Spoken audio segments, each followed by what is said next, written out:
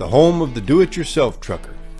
When everything goes wrong, you got a Redneckanize.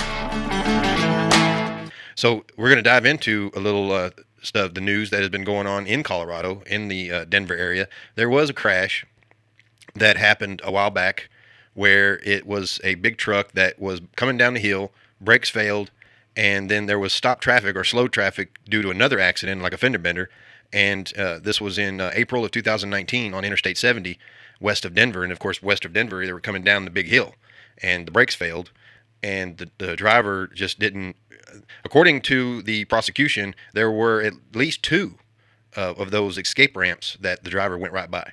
And then when it got down, I don't know how far, but a lot of times you come to stop traffic coming down that hill. I mean, that's why the speed limit is like 30 miles an hour for trucks, because the traffic can stop. Because as soon as you get to the bottom of the hill, you're in the city of Denver. You're in city traffic. It's city highway. There's parts of it right there at the bottom where it's 3 or 4 lanes wide. And if there's no traffic, a truck can do 80, 90 miles an hour easy using gravity, so that's even swift. So, watch out for them. But, and that's so a lot of times there can be stuff going on where it's crowded and there's going to be slow traffic. So you got to take it easy. Well, this driver just came down there and of course, barreling through there. It was really bad because it punctured a lot of gas tanks and the gasoline caught fire. And of course it just burned and melted cars. It killed 4 people. And so this driver got sentenced to 110 years in jail. And the reasoning for that was the judge said that the state of Colorado has really strict sentencing laws, mandatory sentences for the counts. So there were several counts for there was a vehicular homicide and what was it called? Neglection,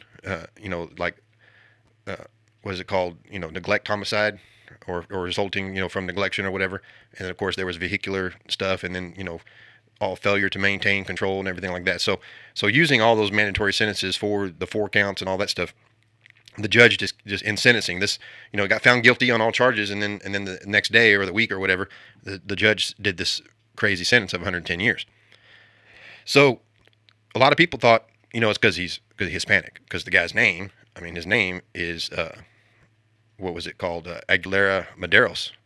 And, I don't know exactly where he's from. Some people says he's has some ties to Houston, but this article in the Trucker, this is a pretty good article that I found, and it was social media is currently on fire with calls for a trucker to boycott Colorado after a former trucker received 110 years of prison for a crash that killed 4 people in 2019. The sentence, many contend, was far too much, and like I said, he's 25 years old now, so that's 20. So he would have been 23. So it doesn't really say. I'm trying to see like how long the driver been driving, because a lot of times, a lot of the big stories from drivers' point of view, from my point of view, what we can see, a lot of drivers on YouTube and Facebook that I know, we all see that the driver was very inexperienced, and the driver probably some say he only had 6 months experience, and I have not seen any verification of that, like from news source or anything like that. But that's the problem, is that these and of course there was a couple other people that said the same thing, is the company is liable, because the trucking company had already settled several of the lawsuits that came from the victims' families, monetary wise. But what a lot of these truck drivers will tell you, that ain't enough. You need to hold these carriers' feet to the fire, and that's all well and good, and I agree with that.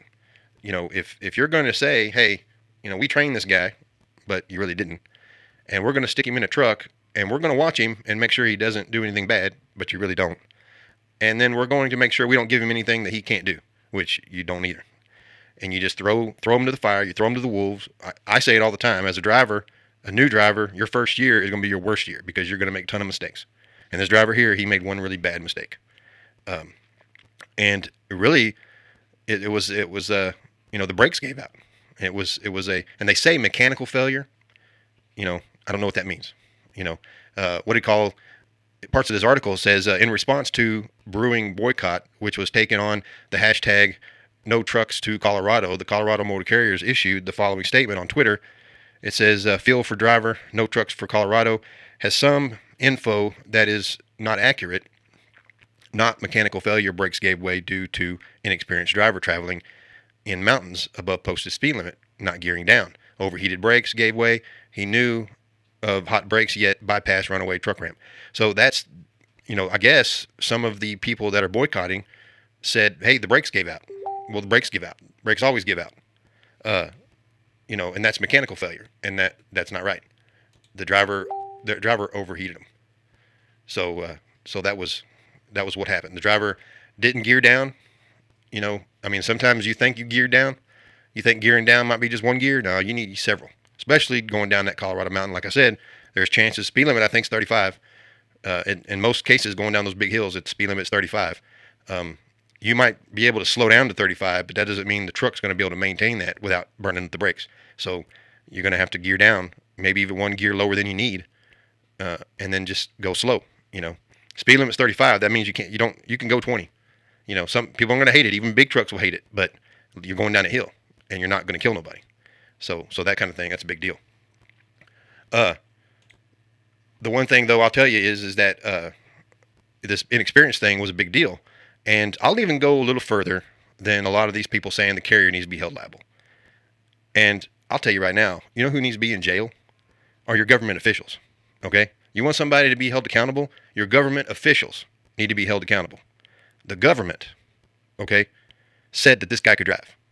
Now, could this guy drive very well? Probably not. Okay? Did the company bring him in and put him in a truck all by himself as soon as he got out of truck driving school? No, they didn't. They probably sent him with a trainer. Okay? Let's say a new person that's never driven truck before wants to be a truck driver, they got to go to truck driving school. Truck driving school is only a month long, sometimes 6 weeks, but mainly 3 to 4 weeks long is about it. Puppy mills, we call them. And what do you call the drivers come in like that and they get shipped like that, and then they go take a test. Okay? As soon as they take that test at the truck driving school will take them up to the office, the DMV, DPS, whatever you want to call it, to get their CDL. The government gives them a written test and a road test. They pass those, they get a CDL. According to the government, they're good to go. Do whatever they want. Go out, drive truck, buy your own truck, start your own company, do whatever you want. Become an owner-operator, do whatever you want. The government says you're good to go. Now, you go hire onto a carrier, they're going to give you a road test. They're going to say, you know what, you need about 6 weeks of training. You need about 4 weeks of training. You need the skills that you've got, they need to be refined a little bit better. And you need more training. Okay, but the government, they say that you're good to go. So you tell me who is worse off. You want to hold a company's feet to the fire? That's fine. Okay, but who said that they were good to go when they weren't? We know they weren't. The government said they were good to go. So if we want to play this world we live in, I don't like it. I don't like having to, I want to live in a world where everybody takes his account for their own actions. But guess what? We don't live in that world. We live in a world where government is God. Okay? People go to government for handouts. People go to government to prosecute people that did them wrong. People go to government to sue rich companies because they did them wrong. You go to government for all your answers because you think you got done wrong. Well, you know who's doing you wrong? The government is doing you wrong. Okay, they said that driver was good to go. That's who said that. The first entity of power that told you, the citizens out on the highway, the first power that told you that driver was good to go was the government. That was it, the government. Okay? The company, the reason why the companies don't go to jail is because the law says as long as they've got a CDL, they're good to go. Now you can require, now OIDA said this, and a lot of people say this, we all say this, that there needs to be some type of standards written into the law that requires people to go through a certain amount of training. But there is no law that does that. So we rely on the goodness of the companies to provide good training. And some of them don't, some of them do. Some of them don't even hire the inexperienced drivers. You got to have at least 1 to 3 years experience. So when you're talking about hiring new people, the first person is the government. They're telling them, And like I said, we live in a world where everybody wants the government to control everything. Who's controlling the government? Who's calling them out? And now, we could just roll right into this one. The president now has come out with a new initiative to help out with the supply chain issues and want to streamline and make it easier for people to go to the DMV to get a CDL. Hello? It should be damn hard. If you want good training, then being able to make it easier to go and take a test. What are you gonna make the test shorter?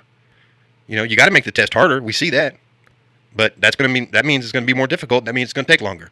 And all the ATA and people like Swift and JB and Schneider and all them, they all want everything to be simple and quick. So they can get drivers out. We need new drivers. We need drivers out on the road. Nope. Nope. Not if you're going to let them go like that. You're not the ones getting, it's like the company takes on the risk. They're the ones that are going to get blamed. And the drivers are taking on a risk. You wonder why there's a driver shortage? It's because if a driver has an accident and he's going to get sentenced to 110 years in jail, then why would I risk? Why would I go out there and risk it for 40 cents a mile? Why would I do that? I want to get paid. If things are gonna happen to where if I have an accident and my life is gonna be essentially over, then I want all the money now. That's why the NFL players get paid really, really good, is because their career doesn't last that long. Well, from this standard here, truck drivers' career is not gonna last very long either, because accidents happen, and drivers make mistakes, and the whole other issue is that was this 110 appropriate or not, and I'll talk about that too here later on. But again, I'm going to tell you right now, the biggest culprit of causing these accidents is, well, I guess you could say it's our reaction to the role of government, because the government, we think the government as the people that are looking out for us. Well, if it's too damn easy to get a CDL, and they're the ones that they're the first line, and they said that guy was good to go. So who's to blame? They're not even the ones like say you got to go get training. Well, does the government train you? No, the government doesn't train you, but the government tests you. The government makes sure. Did you get trained? Let's see if you got trained. Take this test. If you got trained, then you should pass this test. He passed the test. He was good to go. And no, he wasn't. He was not good to go. So yeah, that's what it boils down to. And we're going to continue talking about it all. And I got more things to say about it, including whether or not 110 years was appropriate or not. The trucker that got sentenced there in Colorado, they gave him 110 years. Okay. And we thought, yeah, that's pretty excessive. 110 years.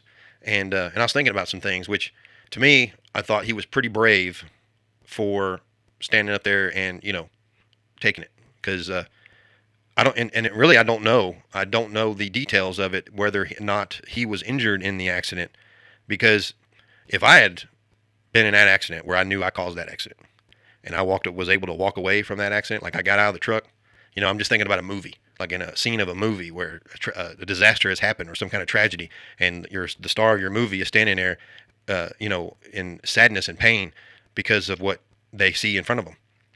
And I would have thought about that if I had got out of that truck, even if I was, limping or something, if something was wrong with me, but I was still able to get up and move or get up and look and see what I had caused. Man, I tell you what, I don't think you would have been able to take me away from that accident.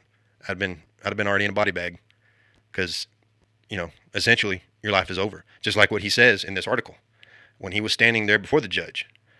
It says during his sentencing on December 13th, Aguilera Medeiros reportedly wept and said he can't sleep and thinks about the victims all the time. He also said that he wasn't a criminal. He testified that the brakes on his semi-trailer failed before he plowed into vehicles that had slowed because of another wreck in the Denver suburb of Lakewood. That's, to me, I tell you what, man, I don't know if I could live with those nightmares, with thinking about something that I caused like that.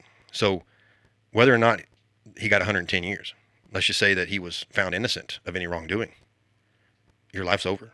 You're not going to be right in the head for the rest of your life. That's punishment enough. You're going to need years and years of therapy, counseling, whatever. But he did get 110 years. And to me, it's like, yeah, it's excessive. But if he was contesting that he was innocent, that he did nothing wrong, and he was planning on fighting that, then 110 years would have been bad. But the defense attorney said that the judge was wrong, so the defense attorneys plan on appealing it. But they're not appealing the verdict; they're appealing the sentencing, because the defense attorney says that the rules that the judge cited, as far as like strict minimum sentencing laws, that those rules would constitute only the defendant, Aguilera Medeiros, to only receive 20 years in prison. And even then, to me, your life's over. So after 20 years, what are you going to do? You're not going to be able to drive a truck again, ever. You probably will never be able to drive a car again. Okay? You're a convicted felon, so you're not going to be able to vote. You're not going to be able to protect yourself with a firearm. Nothing.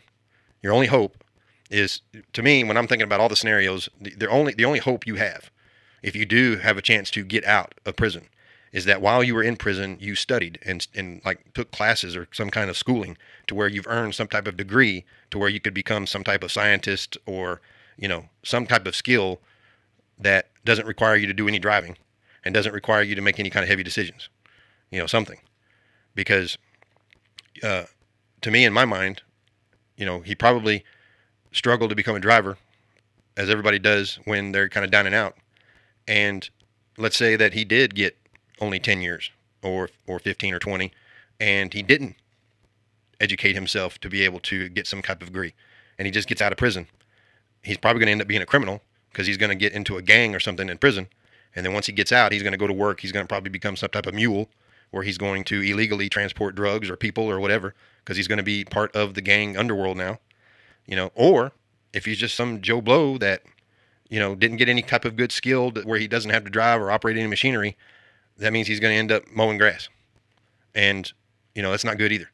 Because I thought the whole goal is to get people out of the stereotypes of poor and, manual labor.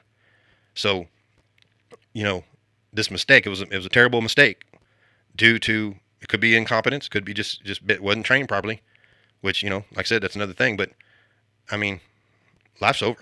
Whether you get 110 years or not, life's over. I mean, hell, at least 110 years, that means the rest of your life, you'll get 3 meals a day and, sunlight every half hour, or sunlight for 20 or 30 minutes every day, maybe, and, so, it's just like, what did that guy say in Con Air, where he's like, no more steak dinner and, no more beautiful women on the beach. That's it. No more of that.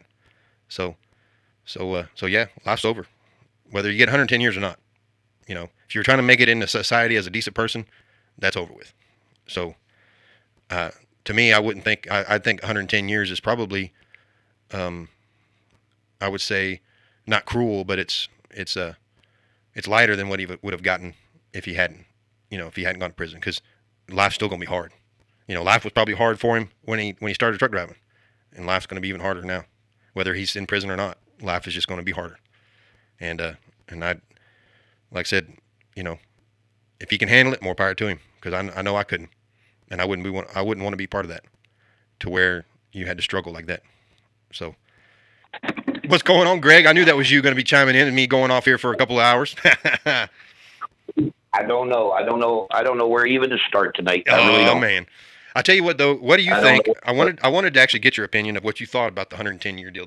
Have you looked at that or looked up into that or anything? I haven't followed a whole lot. I mean, 110 years. I mean, come on. 110 years for an accident. Right. I mean, there's been accidents out there. What about all that? What about that accident out there? What about all these accidents up here in the snow and everything when they have all these truck crashes, car crashes? Yep. Are they giving all them people 110 years for that? Well, one of a fan of the show, she messaged me about that, and she said, "What about all these? I mean, so if you get a DWI, you don't get 110 years." And he didn't choose to have the brakes fail, but people choose to drink and drive. That's a choice they make. Exactly. So yeah. We got politicians out there. Look at them. Look at the stupid things that they do. Do they get any time out of it? No, they don't. Yeah, that's what Ben Shapiro, he said. His quote, Ben Shapiro's quote is that so far in the United States, Ted Kennedy has killed more people than Omicron. Yeah, ain't that no doubt. Right, because and that's the thing is that politicians, they do stupid crap and then they oh no, I didn't do nothing wrong. I mean, Ted Kennedy is the most famous one. He had a car accident, landed in the water, woman in the car, he left her there. And she died, And if anybody doesn't know that story, that's history in the making. Even when I was in my 20s, I didn't know about that story. But the one that I knew about, that I found out about after doing research on politicians running for office, and that's our old boy Robert Francis. You know Robert Francis? You probably don't know him by Robert Francis. Robert Francis is a politician here. He ran for Senate here in Texas and got his butt whooped, and then he ran for president, and everybody knew who he was, and everybody loved him. Because he was a white boy going by the name Beto. My name is Beto, and I'm cool. And he actually what he was doing, he was under the influence of something, whether it was cocaine or alcohol or whatever, but he caused an accident out there on Interstate 10 in El Paso years back, and he ran some people off the road, and then he got in his car and got back on the road, and he took off. And no charges were brought. So. All right. Yeah. It's just, they want to make an example out of somebody all the time. I mean, it's crazy. Right. And again, I mean, there's nothing you can say about it, nothing we can do about it, because it goes right back to what we've been saying for months and months and years. It's we are our own worst enemy. Yep. The trucking industry is our own worst enemy, and you're never, ever going to fix it. You know, that guy coming down that mountain, nobody knows what happened exactly other than he braked failed. All right. How many times have you been coming? Okay, you're coming down a mountain. Okay, yes. And there is truck runaway, escape ramps, truck runaway ramps. See it all the time coming down Fancy Gap. Yep. You come down Fancy Gap or any of these mountains, Black Mountain, Mount Eagle, all of them, you name it, man. There's, you know, out east here, out west, there's signs, tell you. I don't know how many times down south I'll be going down through there, and they got pull-offs at the top of the mountain. You pull over, you know, check your brakes, whatever, blah, blah, blah. I pull over there because that's the law. You pull over, you do what's right. I pull over, and there'll be 7 or 8 trucks come busting over the top of that damn hill, and down over there they go, and they don't even think about touching the brakes to slow down or stop. I don't care if you're empty, loaded, what. The sign says all trucks stop. Not loaded trucks, empty trucks, all trucks stop. That's right. They don't do it. Right. Now, supposing he was going down through there, he'd come down over there and he did what was right. He stopped, you know, he did whatever he did. All right. When he got to that truck escape ramp, what if he couldn't get in there? You have trucks, all trucks are in the right lane. They're running the speed limit that they're required to run, where it's 35 or whatever the speed limit is going down through there. Now, if you got these trucks that can't follow a safe distance, they've got to be a half a truck length off of the guy in front of them. How the hell is he supposed to get into that truck ramp if you got trucks running butt nose to tail all the way down through there? That's true. Was there anything mentioned about that? Maybe he couldn't get into that ramp. Well, and I thought that there might have been video. To that and say, well, he couldn't get in there because we was all, you know, the right lane was blocked to where he couldn't get to the ramp. Nobody knows. All they know is what happened at the bottom. Yeah. And 110 years, because he killed, what, 17 people or whatever it was? No, it was only 4. 4 people died in that Colorado. 4 people? Okay, 4 people. Okay, all right. Just like I said, how many people was killed in weather-related accidents out here in these big pilots, just like that one out there in Texas last year? Yeah. The ones up there on 94. Yeah, where FedEx truck took to the air. Yeah. And then these assholes want to come out with, well, we're going to do a blitz on 94, and we're going to crack down on the trucks because of all the truck-related crashes that we've had up on 94 and the snow and everything in the wintertime.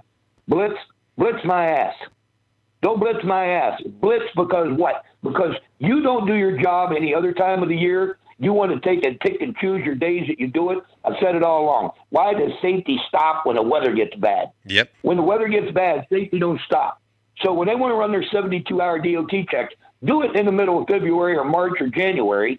Why does it have to be in May or June? Well, do your job. Them guys are out there to do their job every day just like we do. Yep. We got to go out and work in all kind of weather. They're getting paid. The DOT, these motor carrier enforcements are getting paid to do their job. Yep. Do it.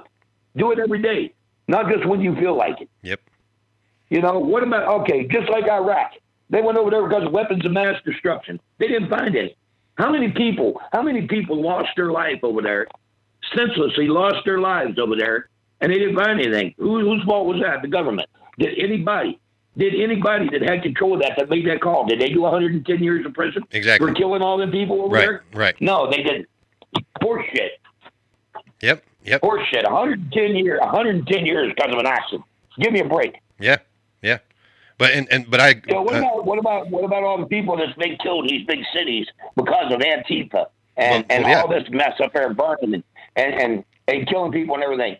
The governors in those states, they should be held accountable for that. Well, They caused that. They caused all them deaths. Well, just they like, remember, they should be brought up on charges. well, just like that guy. So let's just take that guy in Wisconsin, for instance, the one that he tried to run over his girlfriend like 3 days before he ran all those people down for that parade. I mean, they arrested him and let him go with no bail.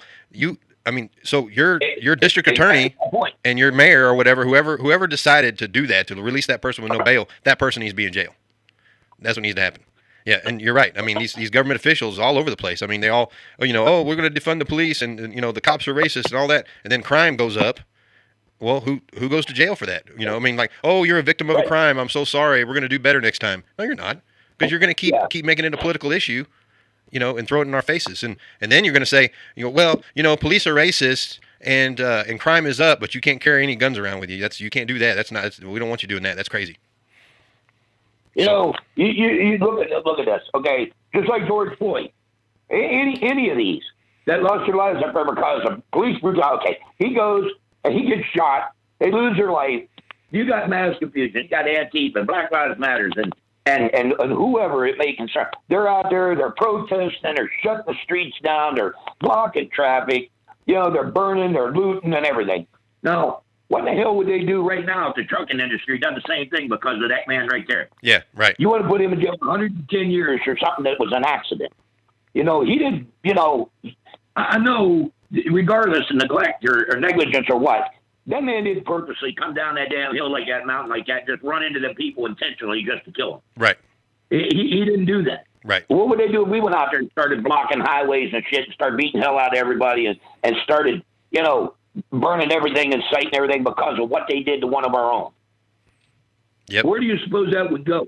Oh, yeah, they'd nip that in the butt real quick. Exactly. Oh, no, we'd be a bunch of modern-day criminals, But, exactly. But when they did it up there, well, it was a protest. Yeah. It was demonstration. They was just, no, hell to the no. I'm telling you. No, it's crazy. Right. There's no sense. Well, that's the way it goes. And as far as the government, the government says they're ready, but no. The government saying that, yes, they're ready to go. No, the government don't control that. The states are the ones. Well, yeah, that's what I'm saying. We are supposed to be carrying a federal driver's license. Right. CDL, commercial driver's license, which is a federal driver's license. But yet, the state you're issued your driver's license in the state that you live in. Well, that's my whole point. Government in general. There's the state's in charge of the government. If we're going to carry a commercial driver's license and we're going to be controlled by the quote unquote government, then the rules and the laws of these highways and state to state should not be able to mandate their own rules, their own laws. It should be federal government sets the guidelines, and the weight limits, the bridge limits, everything, speed limits, you name it, should be uniform straight across the board in every state. Right. You go to Indiana, if any of these guys that pulls oversized or pulls heavy, hauls heavy, Indiana has one axle limit. Then when you get to Ohio, you're allowed more on one end, on the back, on the trailer than you are the drives, on the tractor. As soon as you get to Ohio, it's reversed, or whichever, vice versa. You're allowed more on the other end. So you can be legal in Indiana on an overweight load on a permit. As soon as you get to the state line, now you're illegal. Now, what the hell are you supposed to do? You're legal in one state, but you're not in the other. Right. So what are you supposed to do? Legally stop and have your load repositioned on there so you can be legal in the next state? Give me a damn break. I tell you, yeah. It's all about money. It's what, and people make the laws. They change the laws because somebody in that state owns a certain company, and he's like, well, I'm going to be hauling this state, so I want the law to change. I want it to be different or whatever. So yeah. But that's it, Yeah. The states, like I said, it's controlled by money, but they're not going to be held accountable. They don't want that. So yeah, I agree with that. So yeah, we're going to keep on going here. We're going to step away, take a little break, and talk about more trucking issues here. This is Redneckanize Radio.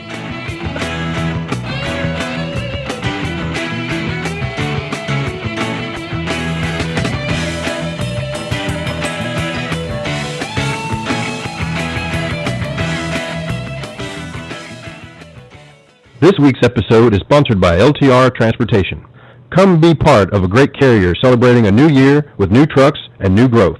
Check them out at ltrtransportation.com or give them a call at 720-277-0030. Thank you, LTR, for being a supporter of Redneckanize. Redneckanize, common sense solutions for an uncommon world.